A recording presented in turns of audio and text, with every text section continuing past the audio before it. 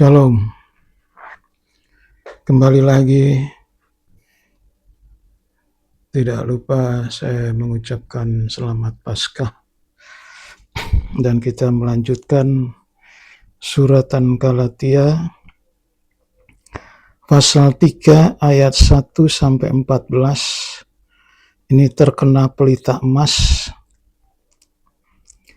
Paulus marah kepada orang Galatia karena anugerah roh oleh iman, bukan oleh perbuatan Taurat, tetapi oleh pemberitaan Injil dan iman.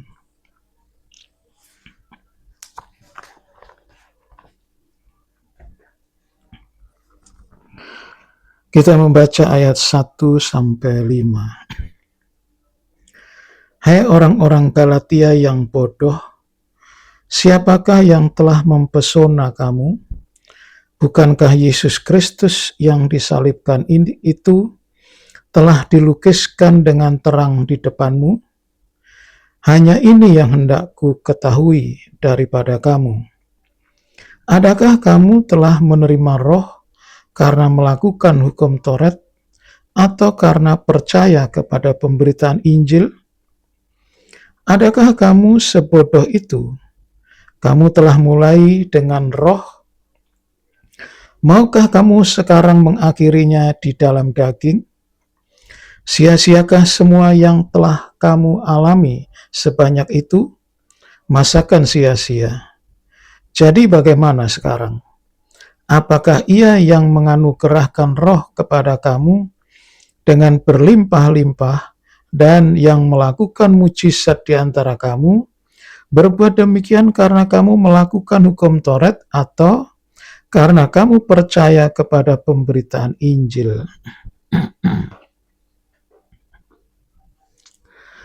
Rasul Paulus menyatakan jemaat Galatia jemaat yang bodoh.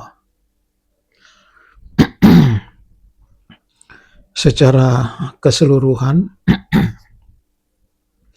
bahwa dalam perjanjian baru itu jemaat Galatia ini merupakan kejatuhan rohani yang paling dalam. Jadi harus diangkat sedemikian rupa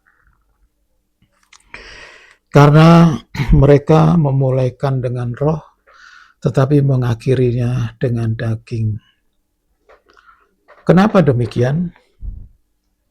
Karena jemaat Galatia ini mudah sekali berbelok arah karena kedatangan orang yang tidak bertanggung jawab memberitakan Injil yang lain dan seterusnya, persoalan sunat, dan itu membuat Rasul Paulus kehilangan akal sehingga dia mengatakan jemaat Galatia itu bodoh. Nah, persoalannya yaitu didudukkan oleh Rasul Paulus, ya, bahwa mereka menerima Roh Kudus atau dipenuhkan Roh Kudus itu karena melakukan hukum Taurat atau pemberitaan Injil. Jadi ditanya lagi nih. Nah, kalau jawabannya itu benar atau mereka menjawab dengan benar adalah karena percaya kepada Injil, sebab kenyataannya seperti itu. Dan mereka tidak tahu Taurat itu bagaimana. Sebab mayoritas bangsa kafir. Jadi oleh pemberitaan Injil, maka mereka dipenuhkan dengan Roh Kudus. Itu tidak terbantahkan itu. Nah, lantas mengapa terjadi kebodohan seperti itu? Ya bisa saja karena pandainya orang yang datang membujuk sehingga menyimpangkan atau menyesatkan mereka, atau ada bujukan lain, ya tentu kita tidak berandai-andai. Tapi di sini bahwa Rasul Paulus harus lebih tandas lagi, ya, bahwa mereka dipenuhkan Roh Kudus karena pemberitaan Injil. Sebab pemberitaan Injil itu adalah mengutamakan atau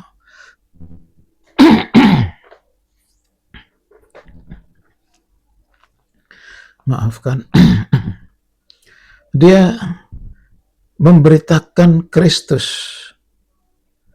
Jadi pemberitaan Injil itu memberitakan Kristus. Sedangkan Taurat itu harus melaksanakan. Jangan ini, jangan itu harus dilaksanakan, dilakukan. Itu baru mereka mendapat hidup. Tetapi mereka percaya kepada Yesus oleh pemberitaan Injil, dan Kristus itu telah menebus mereka dari hukum Taurat. Kalau ada orang yang melakukan hukum Taurat, dalam hal ini orang Yahudi, ada beberapa di situ, dan di situ dia menekankan bahwa mereka sudah ditebus dari hukum Taurat itu. Jadi tidak ada alasan bagi mereka bahwa karena melakukan hukum Taurat sehingga Tuhan memenuhkan mereka dengan Roh Kudus. Lalu dikaitkan dengan Abraham. Nah, Abraham ini orang yang percaya kepada Allah, sehingga percayanya itu dibenarkan. Jadi Abraham yang percaya kepada Allah itu dimasukkan ke Jemaat Galati ini supaya itu contoh bahwa orang yang percaya itulah yang dibenarkan oleh Allah. Dan itulah yang diberkati oleh Allah. Nah, soal berkat Abraham itu lain cerita. Nah, jadi Jemaat Galati, ya, supaya lebih jelas bahwa mereka dipenuhkan oleh Roh Kudus itu karena pemberitaan Injil.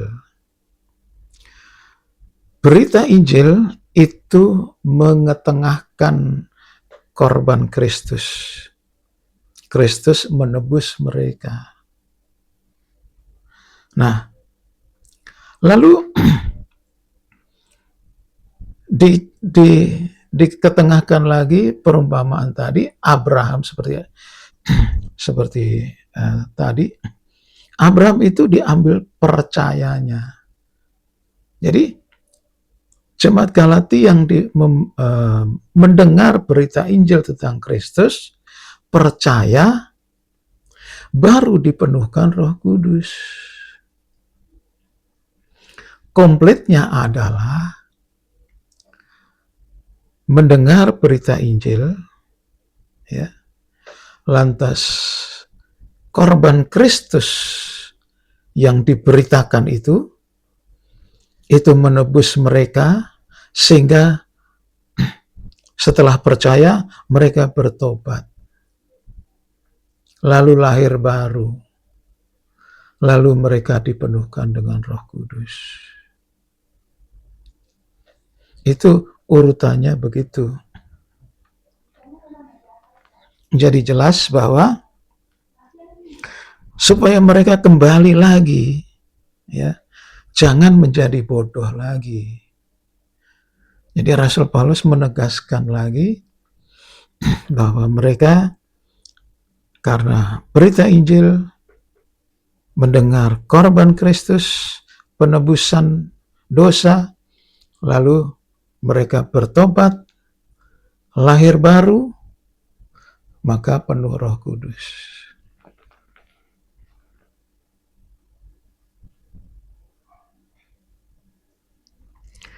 Ayat 13 dan 14.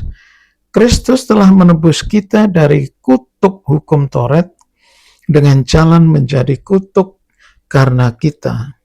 Sebab ada tertulis, terkutuklah orang yang digantung pada kayu salib.